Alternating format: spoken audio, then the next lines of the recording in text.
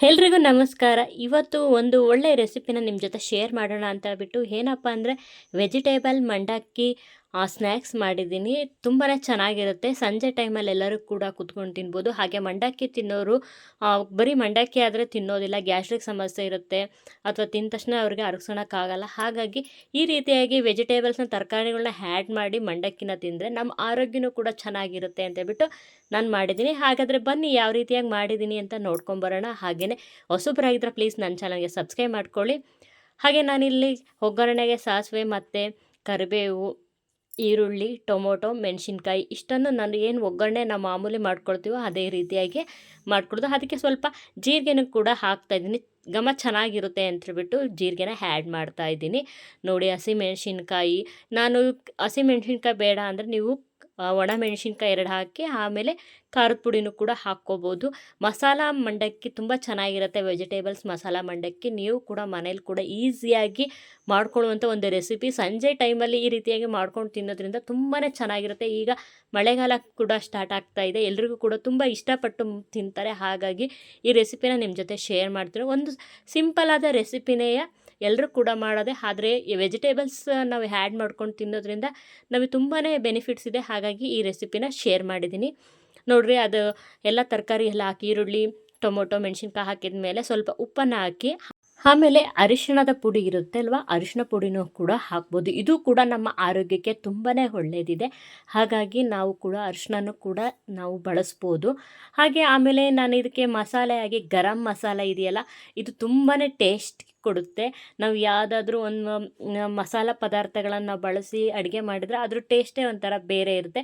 ಮಾಮೂಲಿ ನಾವು ಈರುಳ್ಳಿ ಎಲ್ಲ ಹಾಕ್ಕೊಂಡು ಮಸಾಲ ಮಂಡಕ್ಕಿ ಥರ ನಾವು ಮಾಡ್ಕೊಂಡು ತಿಂತೀವಿ. ಆದರೆ ಇದು ಒಂಥರ ಡಿಫ್ರೆಂಟಾಗಿರುತ್ತೆ. ಈ ಮಸಾಲ ಸ್ಮೆಲ್ ಕೂಡ ತುಂಬಾ ಚೆನ್ನಾಗಿ ಬರ್ತಾ ಇರುತ್ತೆ.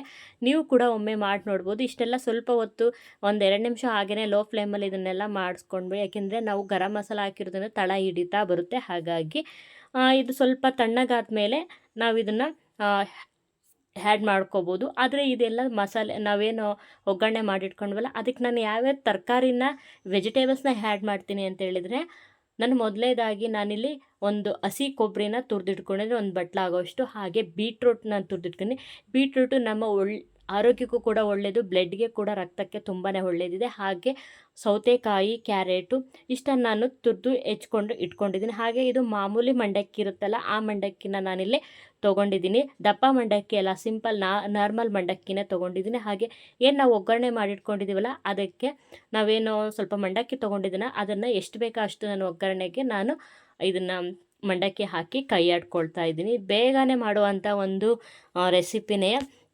ನೋಡ್ರಿ ಯಾವ ರೀತಿಯಾಗಿ ಆಗಿದೆ ಅಂತ. ತುಂಬಾ ನಾವು ಮಸಾಲೆ ಹಾಕಿದ್ದೀವಲ್ಲ, ಗರಂ ಮಸಾಲ ತುಂಬ ಟೇಸ್ಟಿಯಾಗಿ ಒಂಥರ ಘಮ ಚೆನ್ನಾಗಿ ಬರ್ತಾ ಇರುತ್ತೆ. ನನಗಂತೂ ಮಸಾಲ ಮಂಡಕ್ಕಿ ಮಾಡ್ಕೊಂಡು ತಿಂದರೆ ನಮಗೆ ಗ್ಯಾಸ್ಟ್ರಿಕ್ ಸಮಸ್ಯೆ ಜಾಸ್ತಿನೇ ಆಗಿಬಿಡುತ್ತೆ. ಇಷ್ಟಪಟ್ಟು ತಿಂತೀನಿ, ಆದರೆ ಗ್ಯಾಸ್ಟ್ರಿಕ್ ಸಮಸ್ಯೆ ಆಗಿಬಿಡುತ್ತೆ. ಹಾಗಾಗಿ ನಾವು ಸೌತೆಕಾಯಿ, ಕ್ಯಾರೆಟು ಮತ್ತು ಬೀಟ್ರೋಟ್ನ ತಿನ್ನೋದ್ರಿಂದ ಸ್ವಲ್ಪ ಗ್ಯಾಸ್ಟ್ರಿಕ್ ಸಮಸ್ಯೆನ ಅದು ಕಡಿಮೆ ಮಾಡುತ್ತೆ. ಹಾಗಾಗಿ ನಾನು ಅದನ್ನು ಬಳಸ್ಕೊಂಡೆ. ಹಸಿ ಕೊಬ್ಬರಿನೂ ಕೂಡ ತುಂಬಾ ಒಳ್ಳೆಯದಲ್ವ. ಹಾಗಾಗಿ ಇಷ್ಟನ್ನು ಮೇಲೆ ಉದುರಿಸ್ಕೊಂಡು ಇಲ್ಲ ಅದಕ್ಕೆ ಹಾಕ್ಕೊಂಡು ಕೈ ಆಡ್ಕೊಂಡು ತಿಂದ್ರೂ ಕೂಡ ಚೆನ್ನಾಗೇ ಇರುತ್ತೆ. ಈ ರೆಸಿಪಿ ನಿಮ್ಮೆಲ್ಲರೂ ಕೂಡ ಇಷ್ಟ ಆಗಿದೆ ಅಂದ್ಕೊಳ್ತೀನಿ. ಇಷ್ಟ ಆಗಿದ್ರೆ ಕಮೆಂಟ್ಸ್ ಮೂಲಕ ನಿಮ್ಮ ಅಭಿಪ್ರಾಯಗಳನ್ನು ತಿಳಿಸಿ. ಇವಳು ಈ ರೀತಿಯಾಗಿ ಬರೀ ಮಂಡಕ್ಕಿ ಮಾಡೋದು ತೋರಿಸ್ತಾಳೆ. ಒಂದು ಟೈಮ್ ನೀವು ಈ ರೀತಿ ಮಾಡ್ಕೊಂಡು ತಿನ್ನಿರಿ, ಎಷ್ಟು ಚೆನ್ನಾಗಿರುತ್ತೆ. ಮತ್ತೊಮ್ಮೆ ಮಾಡ್ಕೊಂಡು ತಿನ್ನಬೇಕು ಅಂತ ನಿಮಗೆ ಅನಿಸುತ್ತೆ. ಹಾಗಾಗಿ ಈ ರೆಸಿಪಿನ ಶೇರ್ ಮಾಡಿದ್ದೀನಿ.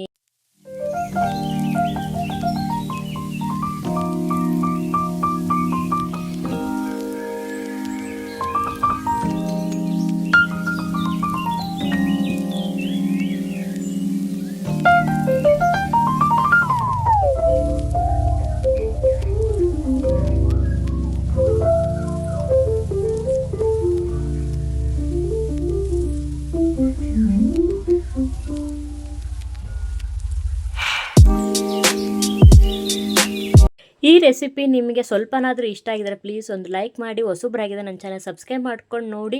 ಹಾಗೆಯೇ ಮುಂದಿನ ವಿಡಿಯೋ ನಿಮ್ಮ ಜೊತೆ ಹಂಚ್ಕೋಬೇಕು ಅಂತೇಳಿ ಪ್ಲೀಸ್ ಸಬ್ಸ್ಕ್ರೈಬ್ ಮಾಡ್ಕೊಳ್ಳೇಬೇಕು. ಇವತ್ತಿನ ವಿಡಿಯೋನ ಇಲ್ಲಿಗೆ ಎಂಡ್ ಮಾಡ್ತೀನಿ. ಎಲ್ಲರೂ ಕೂಡ ಬಾಯ್ ಬಾಯ್, ಧನ್ಯವಾದಗಳು.